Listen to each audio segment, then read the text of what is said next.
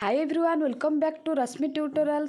Finally +2 केबे admission हम समस्ते द्वंद्व थिले काली ठारू ऑलरेडी नोटिस बाहरी जाइए कि 16 रु युक्त 2 नाम लेखा आरंभ हो।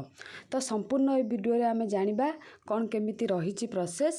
ता पूर्व आपण मैंने जदि आम चैनल नुआ अच्छा ताहले एबे ही सब्सक्राइब करी पाखरे थिबा बेल आइकन टी को प्रेस करदेवे एंड ऑल नोटिफिकेशन क्लिक करदेवे जद्वारा जितेबाला भी ये टाइप इंपोर्टेंट वीडियो मु अपलोड करी तार नोटिफिकेशन सर्वप्रथम आपण मान पाखरे पहुँची पार। युक्त 2 नाम लेखा प्रक्रिया आसंता 16 तारिख रु आरंभ हो। चलित वर्ष युक्त 2 55,000 अधिक सीट बुद्धि पाई आवेदन करा जाउथबा कहिसंती गणशिक्षा मंत्री समीर रंजन दास।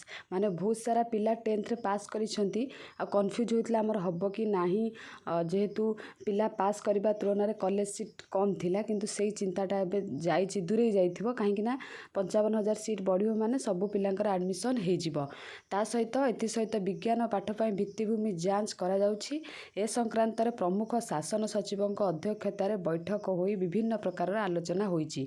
ता सहित चलित वर्ष मैट्रिक रे बिना परीक्षा रे रेकर्ड संख्यक विद्यार्थी उत्तीर्ण होईचंती। एहाकु दृष्टि रखी गत वर्ष तुलना रे 5 दिन आगुआ आवेदन प्रक्रिया आरंभ करा जाउची। युक्त 2 भित्तिभूमि की दृष्टि रखी सेल्फ फाइनान्स कॉलेज रो अधिक जांच करा जाउची। परीक्षागार सुविधा को नहीं अनुधान करा जाउची। आवेदन पूर्वरु केते सीट बढ़िला ता साम वेबसाइट रे उपलब्ध हेबो। सीट नहीं कोनोसिया समस्या हेबो नाही बोली गणशिक्षा मंत्री कहिसंती।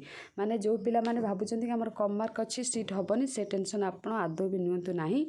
जहाँ हेले भी जिते मार्क कम थाउ ना कहीं हो कौनसी ना कौनसी कॉलेज रे हे जिवो।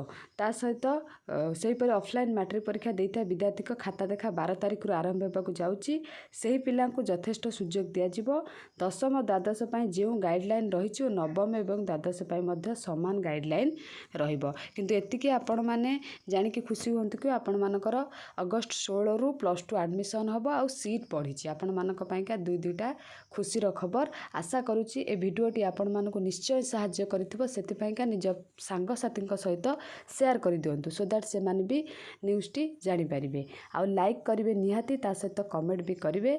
नेक्स्ट वीडियो पर्यंत अपेक्षा करंतु। जय जगन्नाथ।